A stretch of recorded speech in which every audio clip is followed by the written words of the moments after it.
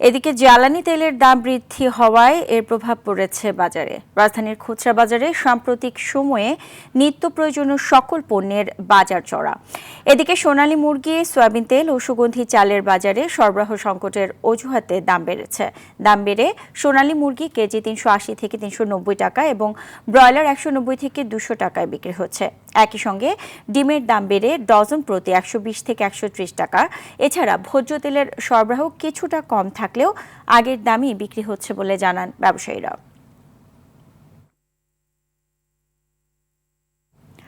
দর্শক, এই মুহূর্তে রাজধানীর কারওয়ান বাজার থেকে সরাসরি যুক্ত হচ্ছেন সহকর্মী আব্দুর রহিম। বাজারে সবজি ও ভোজ্য তেলের সরবরাহ কেমন দেখছেন এবং ক্রেতা বিক্রেতা কি বলছেন?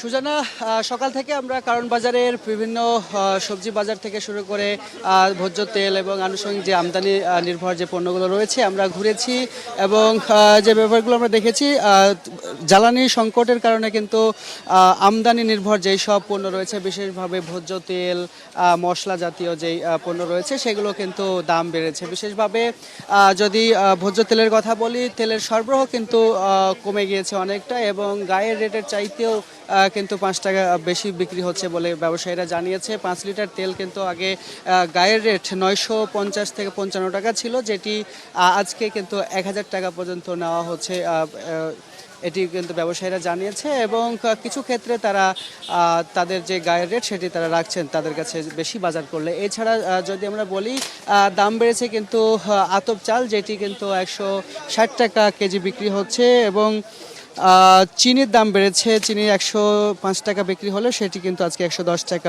কেজি দরে বিক্রি হয়েছে।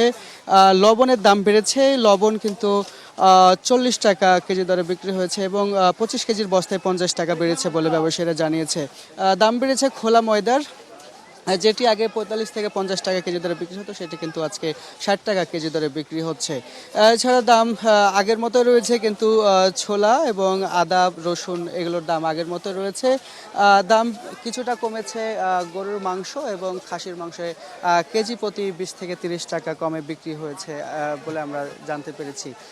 সব মিলিয়ে কিন্তু আমদানি নির্ভর যে চাল, সেই চালের দামটিও কিন্তু আগের দামে বিক্রি হচ্ছে এবং সবজির বাজারে কিছুটা বাড়তি থাকলেও কিন্তু ভোজ্য তেলের আমদানি কম রয়েছে। তো এই ছিল আমার কাছ থেকে কারণ বাজারের সর্বশেষ। সুজানা। জি, আপনাকে ধন্যবাদ।